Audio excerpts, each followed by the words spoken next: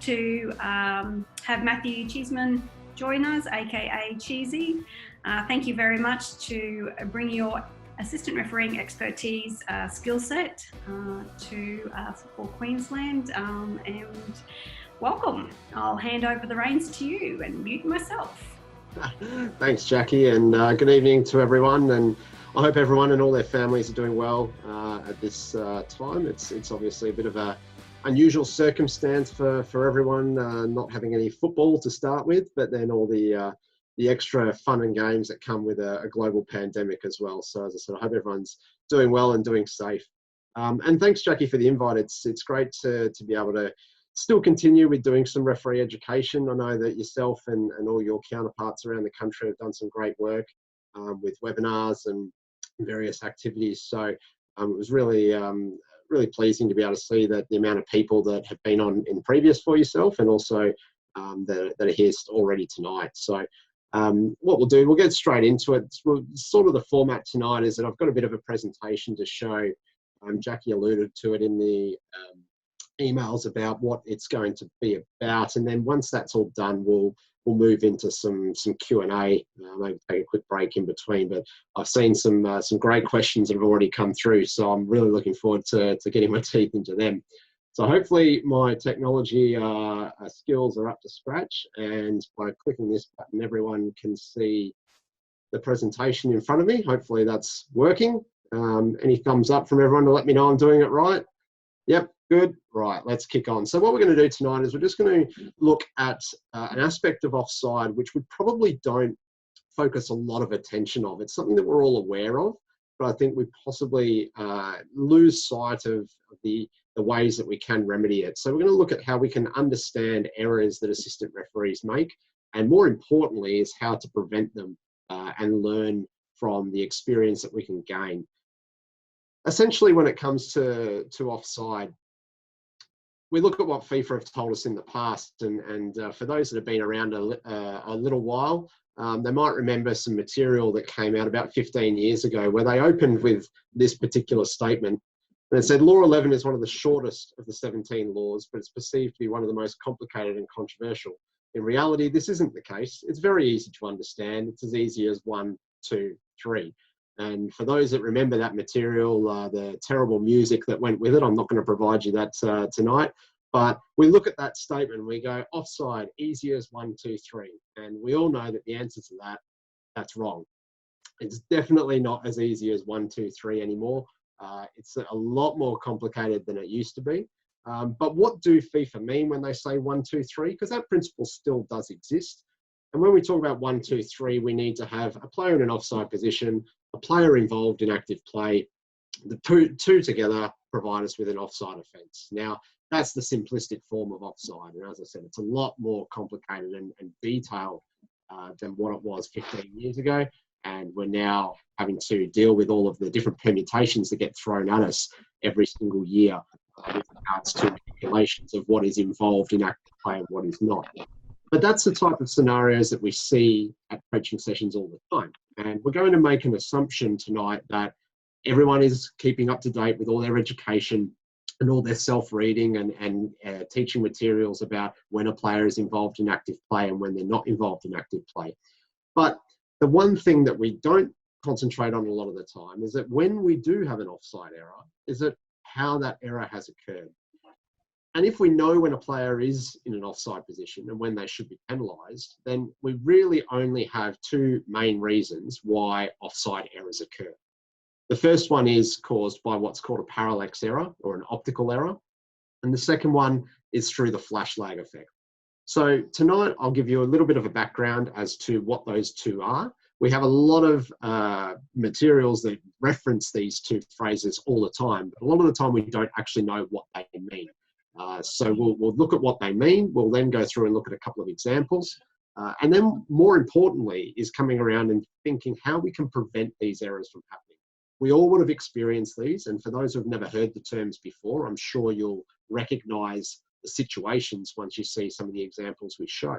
But how we learn from those and how we prevent them from occurring again is a really important thing for an assistant referee. So firstly, let's look at parallax error. Now, what is a parallax error? As I said, it's also called an optical error.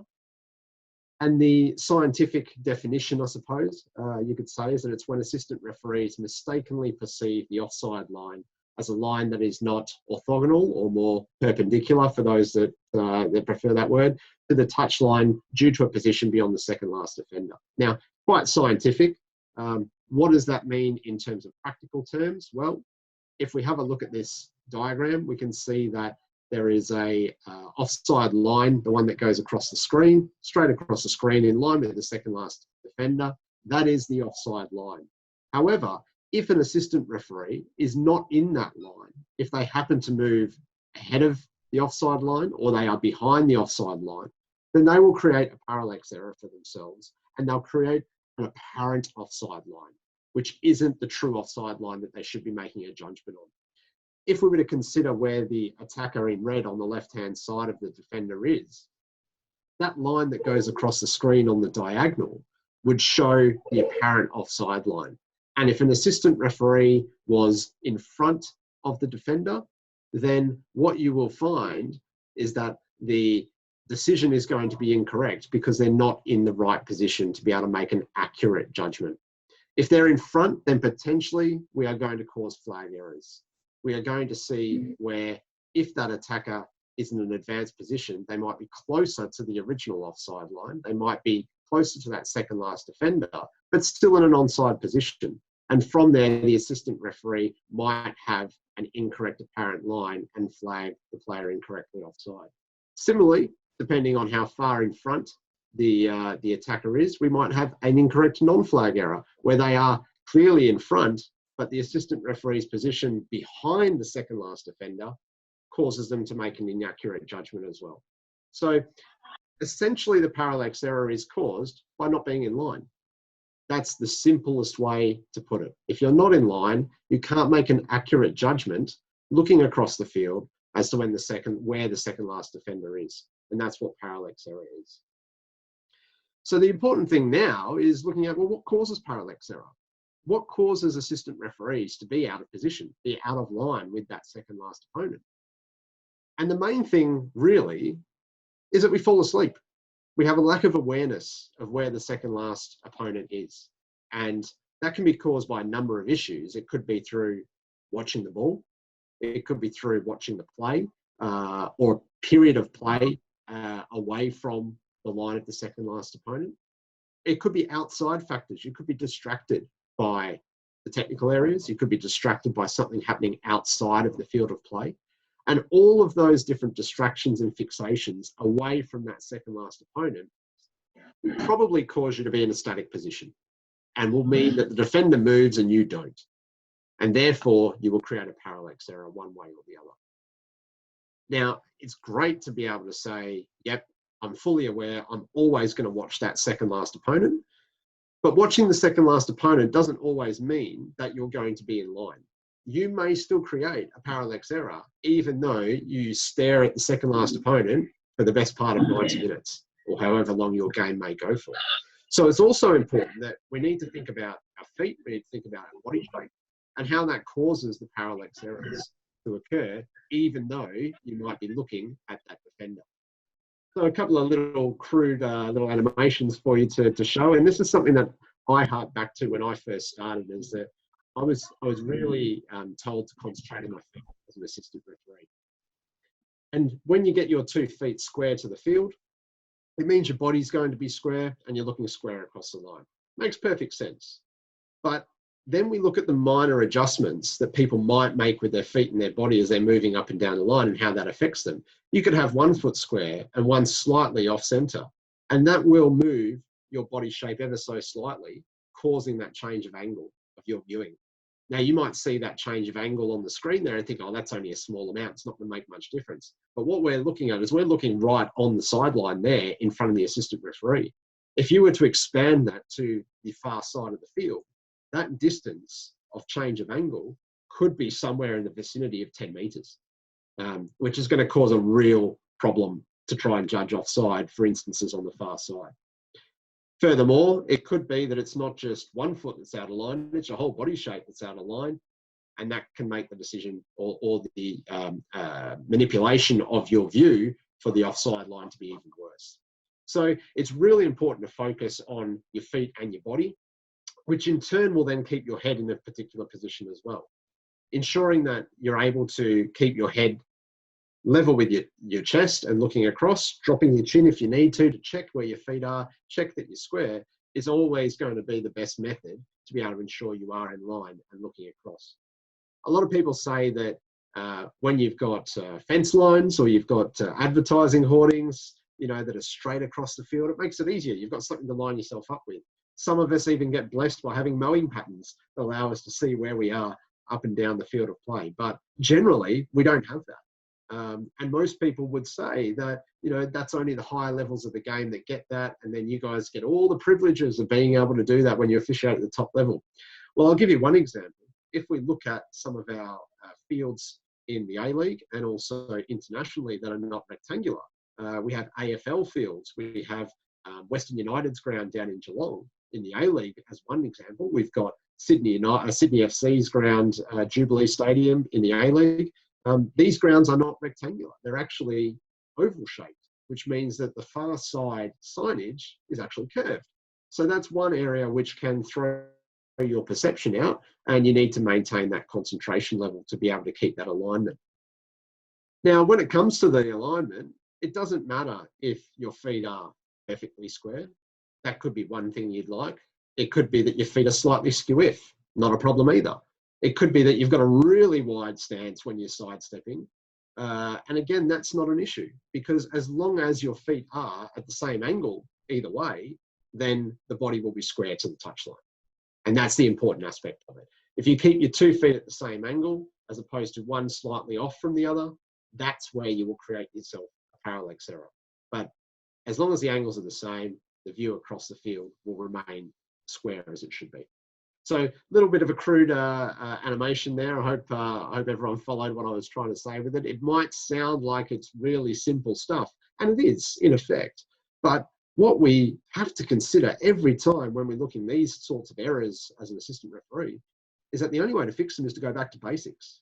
And this is something that I remember being taught as a young referee, and it's something that I've continued to teach referees at all levels, because even in the A-League, in the W League, at international level, if you make a mistake because you're not in line, the only way to fix it is to say, how should I have been in line? What could I have done to get myself back in line? And it comes back to basics. Getting your feet at the right angles, or the same angles as each other, making sure your body's square to the field, and use your chin and your head, dropping your head to see where you're positioned. Make sure as you're sidestepping that you are still square to the field. So very simple stuff, but something that can make a big difference, and you can adjust during the game. So in terms of causes of parallax error, that's the one side of it, but there is another side of it, and it's when play's moving. Normally we look at the first one and we say that's when we're sidestepping, that's when the game's a little bit slower and we can start to be in line, we can check, we can drop our chin, but we don't always have that privilege when the game is moving fast and we're running up and down the field. And one of the areas where it can become quite an issue is during fast breaks, during transition play.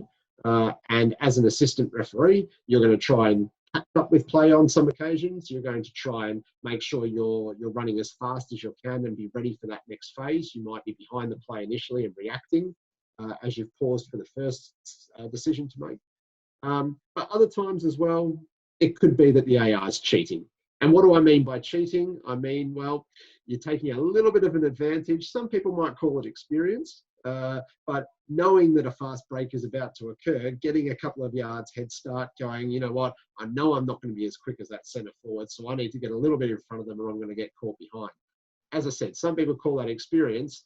It's experience until you get caught on camera. That's what I'll tell you. And I'll show you an example of that in a minute. So looking at this first picture that's on the screen here, I've got the video to go with this.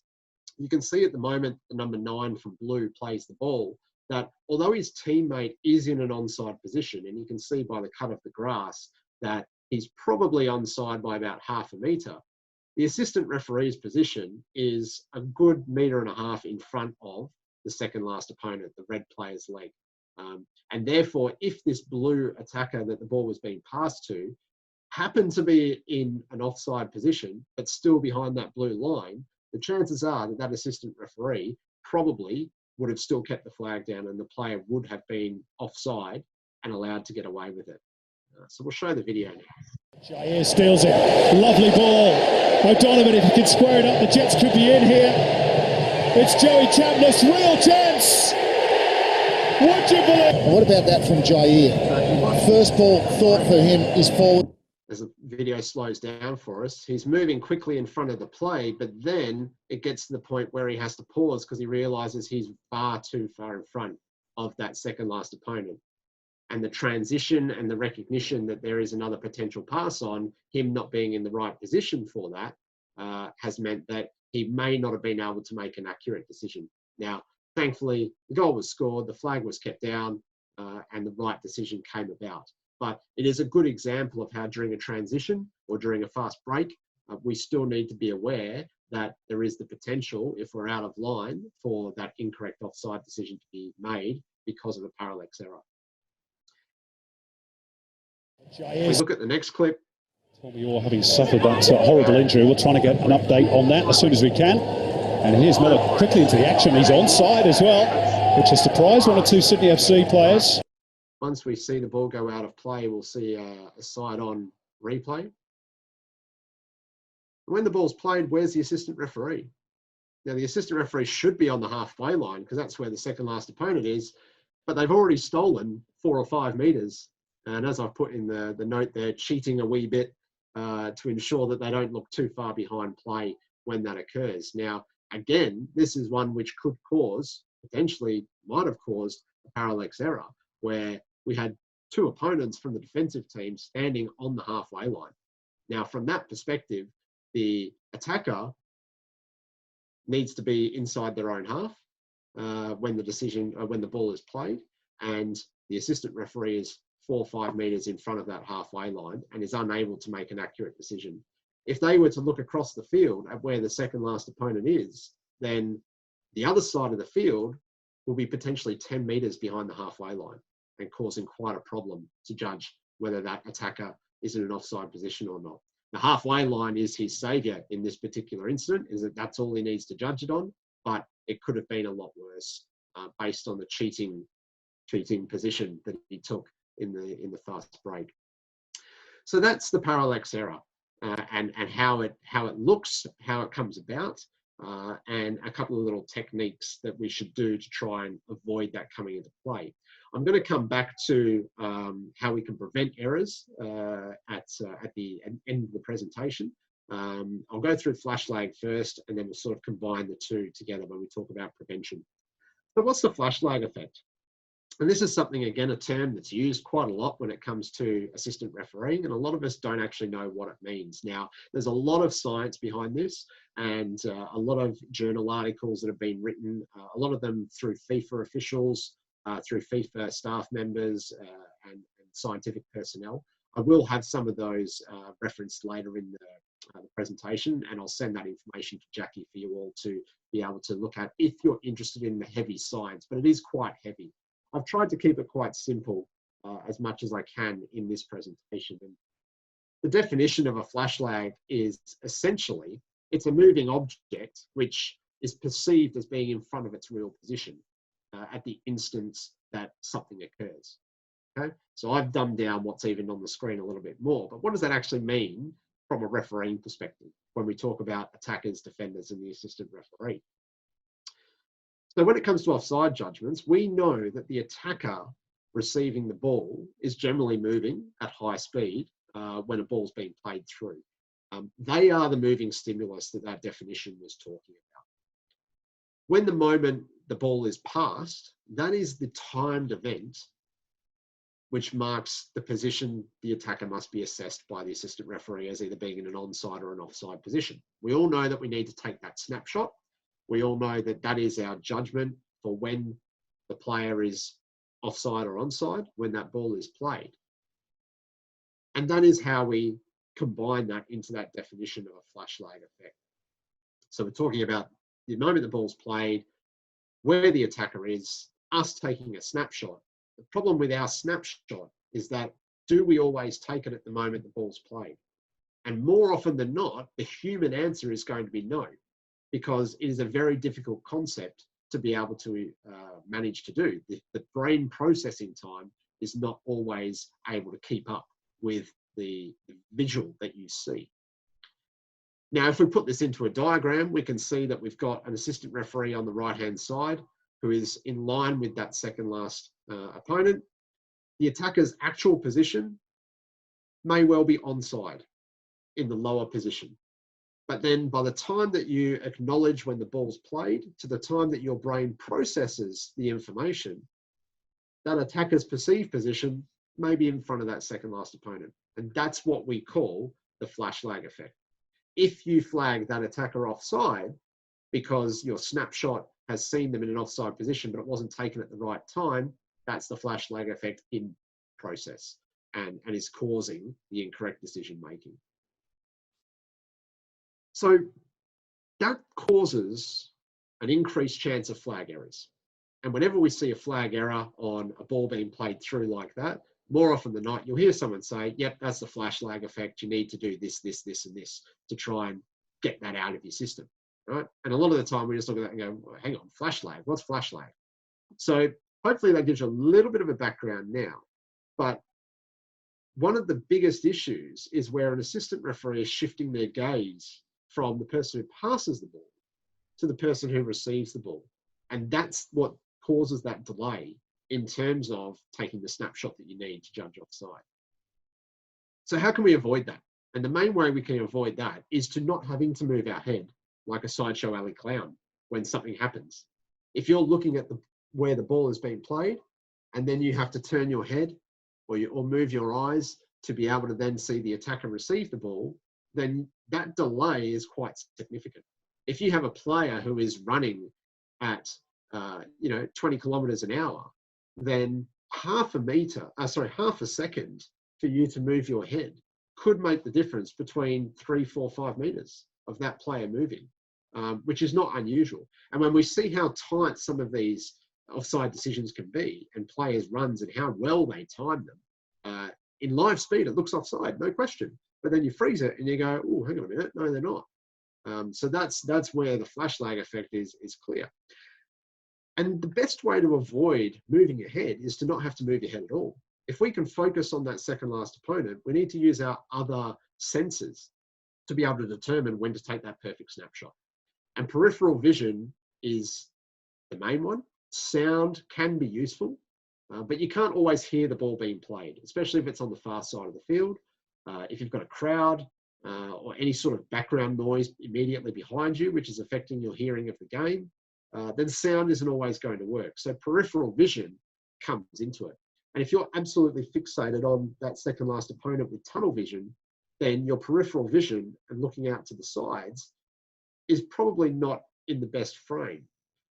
So we can do peripheral vision exercises, and I'm not going to go into some of them now, but what I will say is that Google is your friend here.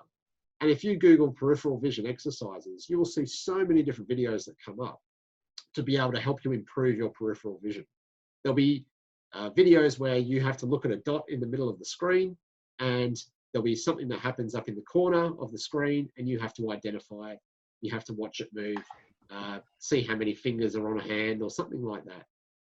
And that's the sort of exercises you can do to train your brain.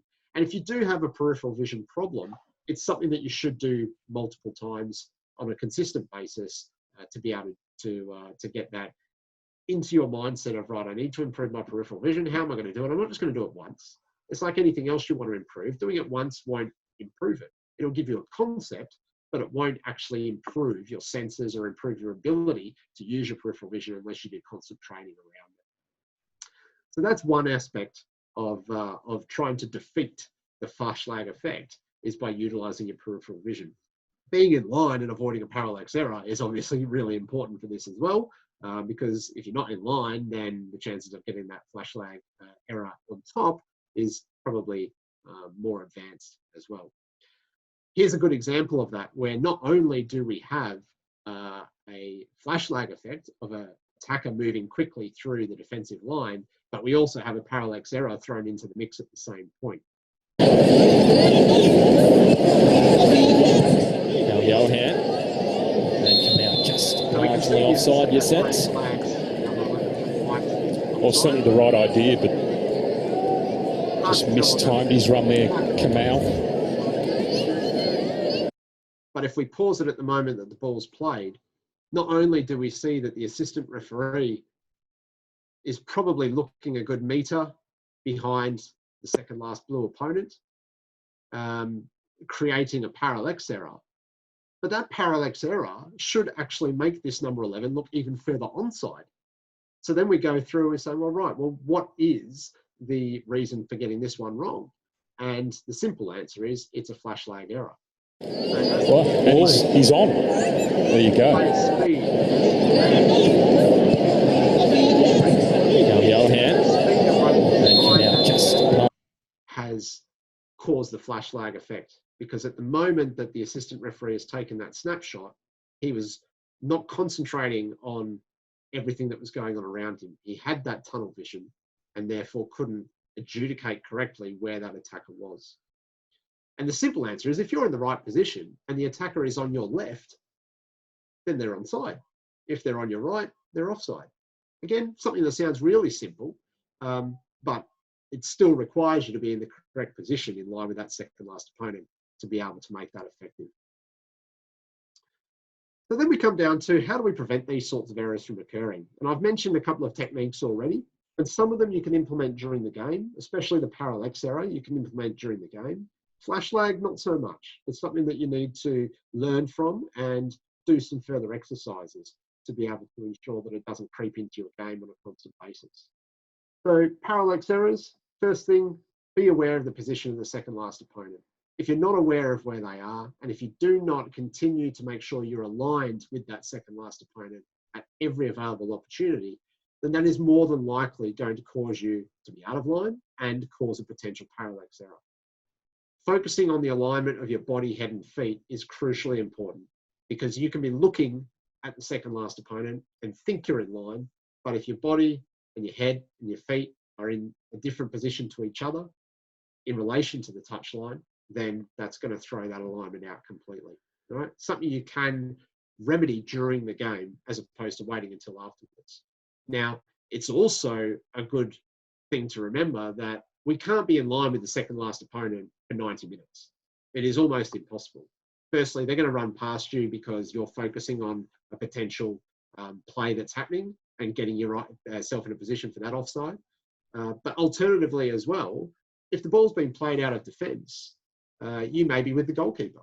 You may be getting back up with play and catching up to the second last opponent. So there's all sorts of complications in that. But when you do get an attacking situation and that's your priority of positioning, then we need to focus on that alignment and awareness and make sure we continue to follow them. When it comes to the flash lag errors, I mentioned a couple already, but one that is really important and really relevant now because it's so accessible to everyone is training your brain.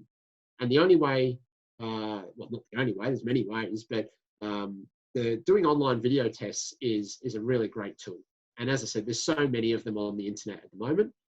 We are going to do a couple in this presentation to see how everyone's responding at the moment and keeping that brain ticking over. And I'll show you a place where you can get quite a few of them and test yourself out. Practical application is then the next step. We can watch as many online video tests as we like, but then throw us into a game scenario. Our mind starts to go into different places. We might get tunnel vision again, and therefore we're not putting it into practice. Practice makes perfect is the old saying, so we should do that practice in a training scenario. These online video tests that you see and how they set them up, we can do them. We can do them at training sessions. We can do them with a few friends. You know, you have an attacker, you have a defender, you have someone playing the ball, you have an assistant referee. You can even take out the defender and put a traffic cone in there. Some people would argue that a lot of defenders could be replaced by traffic cones, the way they play in world football. So we can utilize that in a training scenario and still get the same opportunities to test ourselves out. And the final one, as I said, utilizing your peripheral vision and sound for playing the ball is going to prevent these sorts of issues from happening. Training yourself on peripheral vision is another brain training exercise you can do.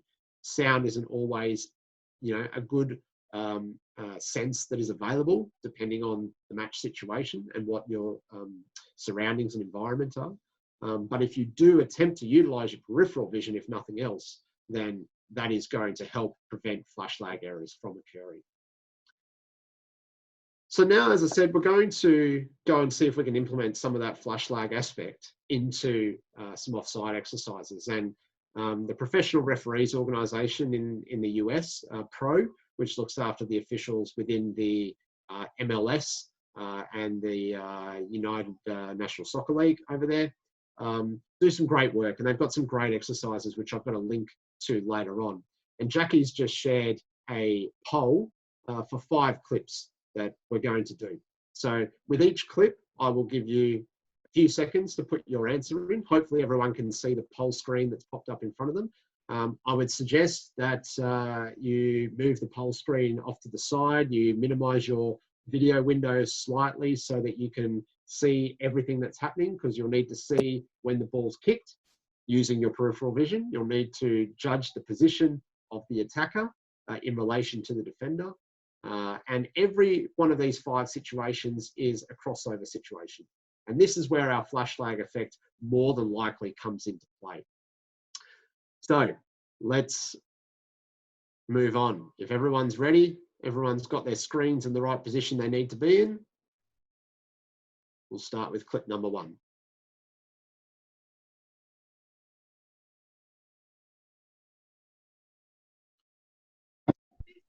So make your decision on that. Don't press submit until we get to the end of all 5 clips.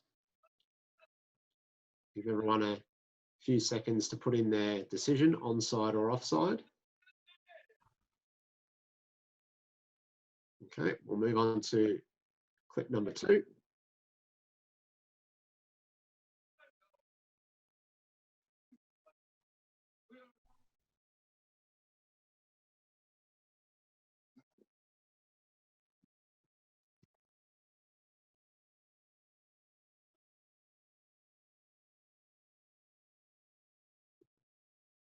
Okay, moving on to clip number 3.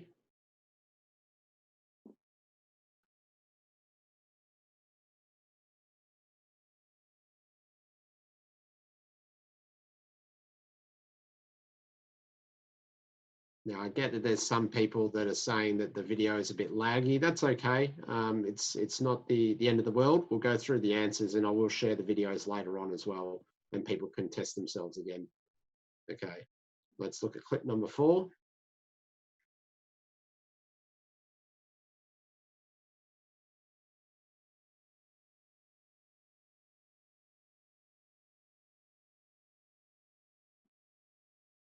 And then the last one, clip number 5.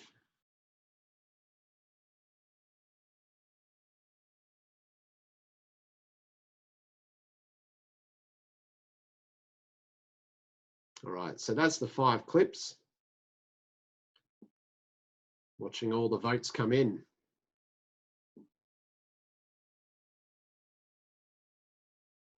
We'll just give you a few seconds or so to get your votes in. We've got 41 responses in so far, which is great.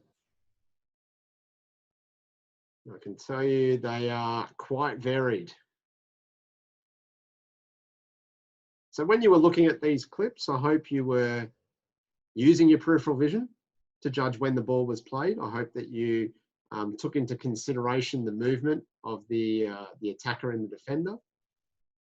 And look, I understand, as I said, that the clips might be a bit laggy because of doing a webinar situation, and that's fine. What we can do is, when I share the website that they all come from, by all means, you can do them again in your own time, and you'll have the first 5 answers already. So 49 responses. Jackie, are we going to end the poll there, are we? All right, so let's have a look at the answers. And again, if it's a little bit laggy, I apologize, but you can always review it again later. So clip number 1, we had 63% of people said this was onside, and they're right. So we need to look at these scenarios and recognize as well that when an attacker is moving forward and a defender is pushing up, then the running motions are naturally going to mean that the defender's leg is potentially going to be the point where that offside line is, and it's going to be extended behind them. So this creates an additional problem when trying to judge the offside position, adding to the flash lag effect. You may have looked at that one when it occurred live, if it wasn't lagging for you, and said, yeah, that looks offside to me, no problem. But now we look at it and we go, wow, that's actually probably a good half a metre onside because of the extension of the defender's leg behind them. So it's something to keep in mind when we see these incidents. And if you look at it and say, wow, that's tight, then the good chance is that the player is onside. That's the general principle to keep in your mind. If you go, that's tight, although the laws do not say explicitly benefit of the doubt goes to the attacker, what it does say is that you need to make a decision that the attacker, if the attacker is in front, then they are offside. If you can't be certain they are in front of that second last defender, then you can't say for certain that they are offside. So therefore, which way do we go? We don't go with an uncertain decision and we keep the flag down. That's how the benefit of the doubt situation comes into play. Right, so that was clip number 1. Let's look at clip number 2, which was a little bit closer. We had 59% said onside. And again, we see it's a little bit closer, but the leg of the defender in the yellow bib closest to the camera was keeping that attacker in an onside position. Now, if we look at the position of the assistant referee, we can see that they're slightly behind the defender, which is going to create a parallax error. But all it does in this situation is make the attacker look more onside. So hopefully they'll still get the decision right. But if they were if they were closer to the halfway line than where the defender was, it may have looked like the attacker was more offside or in an offside position in this particular situation. All right, let's move on to clip number 3, where we had 63% said offside. And they're correct. So again, the defender is a lot more upright in this situation, and the attacker's leaning forward. Sometimes that's the giveaway where we think, yep, the attacker's moving forward, they're in a crouching motion, they're leaning, so there's a good chance they're going to be offside. Yep, that is true. But again, we have to consider that the legs of the defender may still play havoc in our judgment of that offside when we freeze frame it and have a look later. So good decision from the group majority anyway, 31 out of the 49. Let's move on to clip number 4, where if I scroll down in my poll, 65% said offside for this one. And we can see that this one's onside again. It's that leg, that trailing leg. We've got an attacker leaning forward, but as I just mentioned in the previous one, the trailing leg still is closer to the goal line than what that attacker is. But looking at it live, your instant reaction, probably because you're looking at the torsos of the players, is that looks offside. I'm flagging that one. And that's where the flash lag effect has come in. Right? We've got other parts of the body to consider, but live only takes a millisecond to make that player be in that offside position.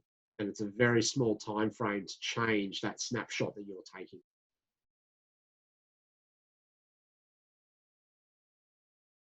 As we look at the final clip, clip number 5, 71% said onside. And again, by the finest of margins, the majority has got this one correct. So that's a good set of responses from the group. Hopefully it's because of what you've put into practice tonight from the material. But obviously, I'm sure a lot of you have done these sorts of exercises before, either at coaching nights or either in your self-education. And you can see the value in them. The more you do, it's more about brain training. And don't worry if you go and sit down and you do 20 of these and you only get 10 of them right. They're not there to trick you, but it is there to educate you. And it's there to make you think, looking at that scenario and going, geez, I said that one was offside, and you see how close it is. Well, that's just an illustration of the situation of a flash lag effect. Live play, even being in line, you can think that the player's offside by a good distance. But then when we freeze frame it, because of that time delay of taking the snapshot of when the ball's played, then that will mean that you think the player's in an offside position incorrectly and cause a flash flag error.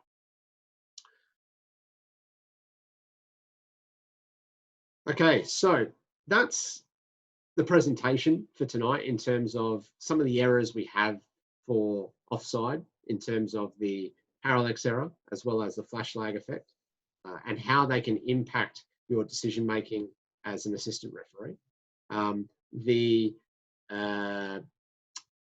other ways of causing errors are obviously things like not knowing when a player is interfering with active play or involved in active play, and that's something that there's a lot of training on already. But I will leave you with a final thought, which does not just cover tonight, but it does cover basically everything to do with refereeing, and that's understand that errors will occur. We will make mistakes. It's human to make mistakes, human to err, but not learning from them is the biggest error of all.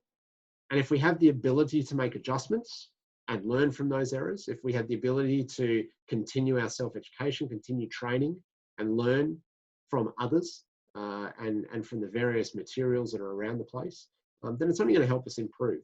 And then we can pass that knowledge on to everyone else. And we can work as a group. We can do these training exercises on the field together. We can do them in a classroom together. And it's about making sure we all understand our role and how important it is, but how the smallest changes can make us much better officials at the same time. My last point to add to that is that don't look for someone else to blame. And if you can have a look at that little cartoon that's there, taking the dog with you to a game and putting them in a referee's uniform, probably not the wisest idea. Or walking around with a white cane at the same time, like we saw in that first photo earlier on. Ultimately, the only people we can blame when there are errors is us, and more so if we don't learn from them. So that would be my final thought that I'll leave to you with regards to assistant refereeing and refereeing in general in that sense. On the screen now, and I'll share this, you don't have to write any of these down, but these are some of the scientific journals and articles that have the heavy research with regards to flash lag errors and parallax errors and how they've applied at World Cups, etc. The bottom website is a good one to note, but again, we'll get this sent out to you, is the Pro Assistant Referees website, which, as I said, is from the Professional Referee Organization in the US. They have quite a number, I think it's about 20 different of those offside perception tests that you just did 5 clips from on their website. Their YouTube channel has a few as well. So by all means, go on there, use that as a good self-education resource, test your friends, and continue to improve as you can as a referee. So that's the presentation for tonight. I'll hand you back to Jackie, and Jackie, if I'll let you, I guess I'll let you lead the way from here on in. Thanks, Cheesy. That was really great, especially going through those different analogies, especially with flash lag, because we discussed that on coaching, and it's something that I will cover in our coaching videos that will hopefully I'll finalise tomorrow. But like, I love to continue to learn about this game, and I certainly learned something tonight, as well as I hope everyone else did as well. So Cheesy received a few questions from you guys. So if you want to lead in, I don't know, with a certain topic that maybe that people had put in that. And guys, if you want to type some other questions, either from the session tonight, or if a question comes to mind that you'd like to ask Cheesy, now is your chance to do so. Don't be shy. And yeah, we've got 15 minutes left before our session finishes tonight. So I'll hand it back to you. Thanks, Jackie. And yeah, look, there's a couple of questions that were put into the chat while the videos were playing, and I'll quickly tick some of them off because they are some good points that were raised. And one was about, is the moment the ball is played relating to when the ball leaves the foot, or at the point where their foot starts to contact the ball? Now, it's a good question and really only applies when we're talking in a VAR environment, because we've got the freeze frame perspective. If you've got the ability to freeze frame a point in a video of another situation, or even in normal time, judge the difference between when the ball touches the foot or when it leaves the foot, that's a microsecond. We're talking, you know, maybe 1 or 2 frames on a 100 frames per second camera. So yes, it's meant to be when the contact with the ball is made, but it's almost impossible to the naked eye to be able to judge that. And that's why when we have VAR in that situation, we are able to use that frame to get the exact frame and then judge the attacker's position based on that. I did like the other comment that was said that coaches will always tell you they've got it on camera, so there's VAR at all levels. So that's a good little laugh, and you know, we hear those sorts of comments all the time. I have got, as I said, a number of questions that were sent through in advance, and I'll try and get through as many of them as I can. Apologies if your question that you sent through doesn't get answered. I will do my best. And a lot of them were on the laws of the game or advice. So I'll try and tick off some of those first, and then I'll move into the ones that were more related to my career and some of my personal opinions on issues. So one question that came in from a few people was about, in our laws of the game, there's 2 different AR signals for a foul. The FIFA instructions say wave back and forth, and the FFA instructions say wave side to side. Which is correct? Well, in essence, it's the same thing. It might be worded differently, but the intention is that it's the same thing. So side to side is obviously going left to right. Back and forth doesn't mean it's like a fishing rod where you're going back and forth. It is literally meant to mean the same as side to side. So there's a little bit of a difference in terminology, and I'm glad it's been brought up, because we'll look to amend that in next year's law book. So thank you to those who brought it up. As a further point to that, someone said, when should an AR merely raise the flag to indicate a foul? And when should the flag be wiggled with that side-to-side motion?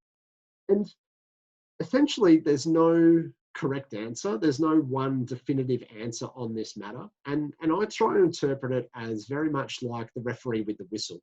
If you're looking at the tone of a whistle, depending on the severity of a foul, then you can use that similar analogy when it comes to flagging for an infringement in your vicinity. So a simple foul right in front of you, a little ankle tap, little trip, a flag straight up in the air, that will get the message across to the referee without any issues. If it's something that's a little bit more serious and you want to try and get a message across to the referee that further action needs to be taken, maybe some disciplinary action, even a yellow card or a red card, then that's when the wiggling can come into play and maybe get a little bit more depending on the severity. But what I wouldn't do is trying to make sure that you're going from one side of your shoulder to the other side of the shoulder as you're waving it. You're not trying to land a 747. You're not trying to draw too much attention to yourself. You're trying to provide the information to the referee. And if it means that you need to have a further conversation later to discuss disciplinary action, then you can do so. I'm yet to hear someone's pre-match instructions say, if you think it's a yellow, I expect this much movement with the flag. If you think it's red, I expect this much movement. And it's a very difficult thing to judge anyway. So I would suggest if it's a simple free kick, flag straight up will be suffice. A little bit more intense, bit of a wiggle, no problem. But the wiggle can also come into play where there is a potential offside situation at the same time. So we know now that offside is to be flagged in the right hand, as is a free kick to the attack. Now, with offside being a free kick to the defence, if there's a potential foul and offside at the same time, raising the flag in the right hand without any movement doesn't give the full description of what the restart is to the referee, whether it's to the attack or the defence. So I would suggest in that situation, on an attacking pass, that a bit of wiggling with the flag indicates to the referee that you're flagging for a foul as opposed to flagging for offside. So that's one piece of advice I would give in that regard. One situation that was brought up was that if an attacker is in an offside position and the ball is played over the top a long way in front of them, and the example was given was 30 metres, which is quite a considerable distance, when should the AR signal for offside? Should they continue moving with the play? And where should the restart be taken? So I sort of put a few of those questions into one there to come up with those 3 ABCs. The first question about when should the AR signal for offside is a difficult one, because we shouldn't be signalling for offside for a player just being in an offside position. They have to have committed an offence. Now, when the ball's played over the top, what is the offence? If they're running one-on-one through against the goalkeeper, they haven't touched the ball yet, so they haven't interfered with play. Have they interfered with an opponent? Most likely not, and gaining an advantage wouldn't be applicable.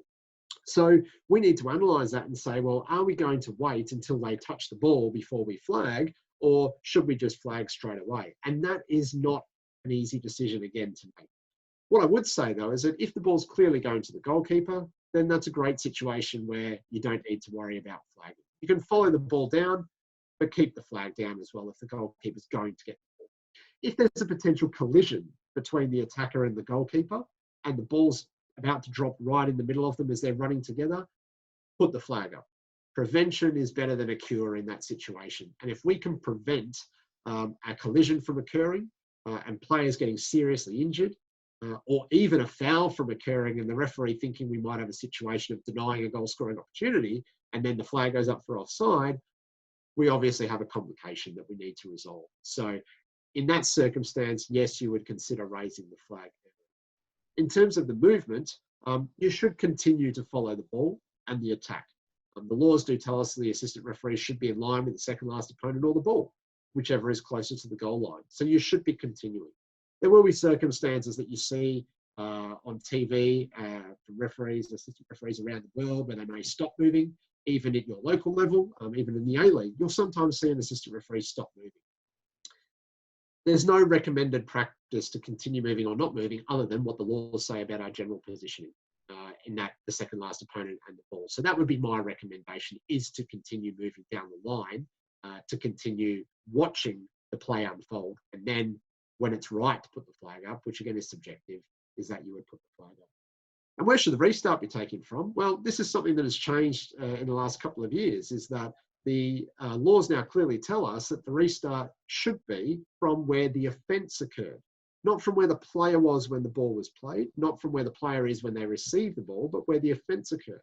An offence can occur before the ball is played by the attacker, and it can also occur in the other half of the field, as we now know, that an attacker who receives the ball in the other half, the free kick can be taken in that half of the field where the offence occurs. So that's where the restart is. If you deem that with a long ball that there's no offence occurring until such time that the player touches the ball, because they haven't interfered with an opponent and they haven't yet interfered with play, then the restart will be from where they touch the ball from. And that's why it's important, again, to continue running with that play to get that right position. One question came in was, as a new ref, I have a tendency to make calls too quickly and confuse myself with which direction to indicate, both when I'm on the sideline and in the middle. What do you suggest is a good method to slow down but keep the game going? Well, look, I can tell you that this is a situation that even referees in international matches still have an issue with. And when does it normally happen? The first decision in the second half. A lot of the time we will get through the first half. That's great. We'll know which way we're going, especially as an assistant referee. But then the first decision in the second half, you know, it's a throw into blue and you're going, but which way is blue going? And we completely forget that they've changed around, or we don't know where we should be with our signals in the middle, depending on which way we're facing. So what I would suggest to you is that as you blow the whistle to start the second half, either as a referee or you're in position to restart the second half as an assistant, say to yourself, blue, left, red, right, whatever it is for that particular game. That will work as an assistant referee with left and right. As a referee, not so much, because of the fact that you might be facing one way or the other, and then left becomes right and right becomes left. So you need to concentrate a little bit harder as a referee in that regard. But as an assistant referee, saying blue, left, if that's what it is, we'll get that into your mind, because then when that first decision happens and you go, it's a throw into blue, I've been saying left, blue, I'm giving it in my left hand. So that's what I would recommend. That's what I used to do. Didn't stop me making some issues or mistakes every now and again, but normally it was because I didn't go into that mantra of repeating colour and the direction at that point. But good question. A lot of questions about communication and what's the best communication to give the referee. in terms of information over communication systems, if you do have the ability to use them, but just in general in terms of non-verbal stuff as well. My recommendation is ask the referee. At the end of the day, you are there to assist the referee. Some referees like a lot of communication from their assistants. Some just want you to do what the laws tell you to do, which is fine. That's their prerogative. And we do have specific duties that the laws assign to us. But ask the referee. The referee might be quite chatty, especially if you have a communication system. I used to love referees that wanted a lot of information because that's how I was. I wanted to know what was going on. I didn't like silence. Silence to me said that something was wrong. People were not right. Assistant referees going quiet. Are they concentrating? Are they losing focus? So for me, it was all about keeping the vibe up, keeping communication up, and keeping motivation at the same time. And even without a communication system, a thumbs up to the referee, plenty of eye contact. You can practice non-verbal communication. You don't have to go as far as doing Auslan, but there's a lot of different things you can sign respectfully, of course, to be able to get messages across and see how everyone's getting through the game. There was questions about best practices, and someone's labelled a few different leagues around the world and how should we be modelling ourselves on other leagues. And what I would say is that it comes back to what I just said with regards to communication, is that the best practice is going to differ depending on where you are in the world. We know that if you look at referees all around the world, they all referee in different styles, just like every league has a different style of football. So from that perspective, the referees are going to be instructed to do different things as well, as are the assistant referees. You can look at the English Premier League referees and assistant referees, compare them to those in the Bundesliga in Germany, compare theirs to those in the MLS, compare them to the ones in the A-League and the W-League here. And you'll find that everyone does different things. As long as they are interpreting the laws of the game correctly, as long as they are getting their messages across in a consistent style, and utilising the main FIFA principles with regards to flag technique and movement and positioning, then those are the three things I would think are non-negotiable. But extra stuff can be added in. You see a lot of the Premier League assistant referees are very much heavy on the wiggling of the flag at fouls, whereas traditionally in Australia, we haven't been pushing that as much. But we've now come to the fact that laws actually say FIFA's interpretation is to wiggle the flag. So why should we prevent people from doing that or try and restrict them from doing that? But every group around the world will have their own different instructions. So it's not to say that one is more best practice than the other. It is very much do what is expected of you in your environment. And if you're refereeing in Australia, then do what your coaches tell you to do here. If you go and referee somewhere else and they give you a different way, say, oh, well, here, this is what we do, then naturally it would make sense that you do what they do. And you see it with international referees when they go into different countries, that they will do different techniques as well. And everyone sort of goes, oh, that's a bit weird. But it's just because that's what they do in their own country, and that's what they're trained to do. Some of the personal questions that came through about my career were great. As I said to Jackie earlier, it allowed me to sort of reminisce a little bit as to my achievements, and not something I've thought about for quite a while. But I'll touch on some of the advice ones, which I thought were really quite poignant. And someone said, at which point in the career did I have to make the decision about being an assistant referee or a referee at the highest level? Why did I decide that? And, did I ever want to be a referee? Well, the simple answer is, everyone has the ambitions of being a referee at the highest level, and I was no different. I was fortunate enough in Western Australia, where I grew up in Perth, to be able to referee our Premier League Grand Finals, our Cup Finals, and also refereeing the National Youth League. And it was something I took a lot of pride of, and I thought I was half decent at it. And at the same time, I was getting the opportunity to be an assistant referee on the A-League. So I looked at that and said I had the best of both worlds, and I didn't really need to make a choice. I was given an opportunity to be an assistant referee on the A-League, and I wasn't going to say no to that. For me, it was like, yeah, why would I say no? Some people have said, no, I want to be a referee, and decline that opportunity, and that's their decision as well. But personally, I was happy to take any opportunity that was given to me. And my determination when I started refereeing, or my ambition, I guess, was to just be as good as I could be, and hopefully, if I can get to the highest level, that'd be great. And I didn't really care whether it was as an assistant referee or a referee.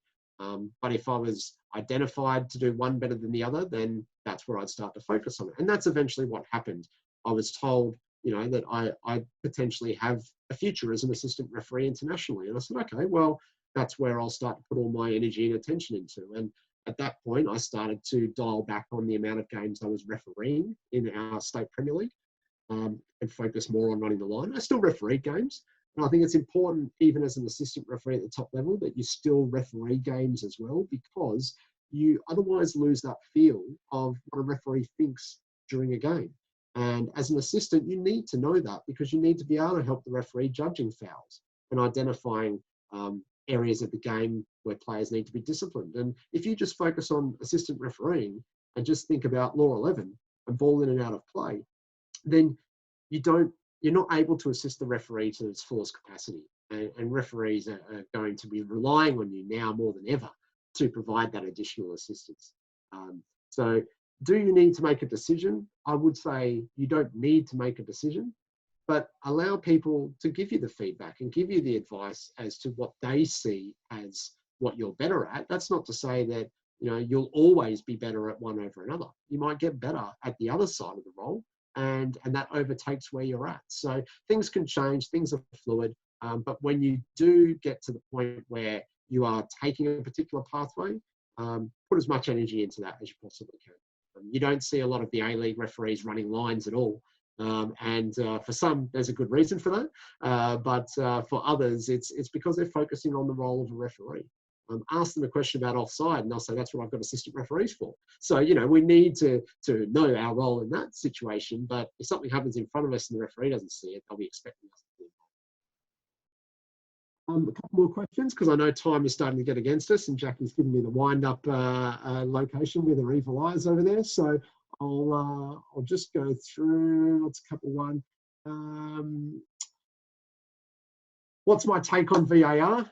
Always a loaded question, that one. I'm glad I've retired. Let's put it that way. I think VAR has given us an opportunity to critique people to the finest margins on a frame-by-frame basis. But what it has also done is it's allowed us to refocus our energy into areas like flash lag, into areas like keeping the flag down when there's any doubt. And I think that's been beneficial. I think VAR as a concept is always going to be a work in progress. Like the laws of the game itself, it's always going to be tinkered with. It's always going to have changes made. And yet, look, it's still in its infancy. It's still only 4 years old. And 4 years in the history of football is a very, very short space of time. I think here in Australia, we've done really well in being able to modify our adjustments and modify and adjust our thinking with regards to VAR. You look at the English Premier League and how they've just introduced it this season, and they're going through the same thing we went through 4 years ago. So I think as a concept, I like it.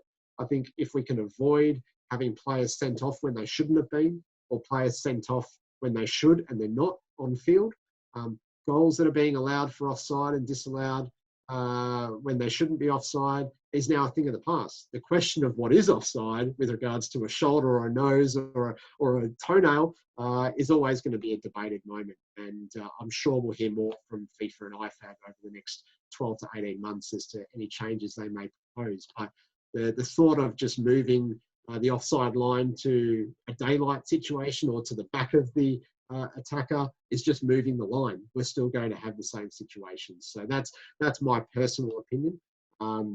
But look, as I said, I'm in favour of VAR. I do think it's a good addition to the game to ensure that the games are fairer and safer for the players when we're talking about incidents of serious foul play and violent conduct that are missed on field as well. Does it remove the water cooler debate on a Monday morning? Well, no, it just moves that water cooler debate to what was the VAR thinking, as opposed to what a stupid offside decision. So look, we're always going to have that in football. There's always going to be debate. There's always going to be passion. I don't think VAR removes the passion completely. It just moves the passion into a different direction. And as long as football is still a passionate sport, then that's what we're all here for at the end of the day. And speaking of passion, someone said, what was my greatest experience in football? I'll finish on this question. And well, my greatest experience in football was combining my two loves, being football and travel, and being able to travel the world as an international official and see some amazing places that I wouldn't dare go to if I wasn't involved. Places like India, Mongolia, Saudi Arabia are 3 places that would never have been on my tourism list, but definitely made it on my refereeing travels. So, and the camaraderie with my fellow officials, being involved in what is effectively the biggest team in football, the biggest club in football as Referees FC, and seeing all your mates week in, week out, and having those conversations and having the debates and just enjoying every minute of being involved in the game. And that's why I'm loving still being involved in the game, even though I retired a lot earlier than I wanted to. Still be involved in the game is probably the biggest privilege I've had. And to be able to pass that experience to everyone is something that I don't take lightly. So I'll round up the questions there, unless Jackie had any burning ones that really needed answered that come through. And I guess if there's not, I'll sign off and say thank you very much to everyone for coming in, and best wishes to yourselves and your families. And during this time, please stay safe.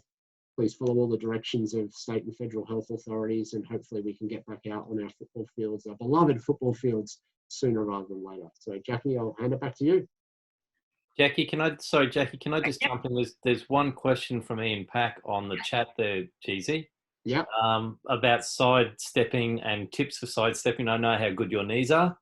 And when the attacker and the defender, when the defender's on the far side of the field and the attacker's on the near side of the field, how's the best way to deal with it? Right. Okay. So sidestepping, it's physically impossible to sidestep for 90 minutes. I don't care what anyone tells you. I don't care how fit or how agile you think you are. You are only going to cause yourself physical problems, and I dare say mental problems as well, if you sidestep for 90 minutes straight in a football match. What I would say is that the view is that if you're walking, you're lazy. Still has some credence to it, but there's nothing stopping someone being on a very slow trot. And if the game is moving slowly, then there's no need to sidestep. You can jog slowly. If the players are moving up from defense, do you need to sidestep? No, you can jog slowly. But you also need to be ready for a transition. And sidestepping does get you into the best situation where you can turn left and right, depending on the situation. So use sidestepping when there is active play or play about to come into your location.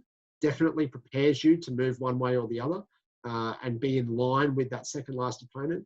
But if there's times where play's at the other end of the field, or you're moving out with the defense and there's absolutely no reason for you to be sidestepping, then why would you do it? It's an unnatural movement, if nothing else. We're not crabs, but it is the best movement to be able to judge offside and to be able to be in line with that second last opponent. So there is a reason for it, not mechanically, but in terms of getting that decision. In terms of the last bit about the attacker being closest to you and the second last defender on the other side of the field, this is where that parallax error really comes into play, and this is where alignment is important. The sidestepping is a part of that. Checking where you are by dropping your chin, looking at your feet, knowing the ability to be able to maintain that alignment is crucial. And yeah, you're not always going to hear the ball. You're not always going to be able to see the ball, especially if it's played by the goalkeeper.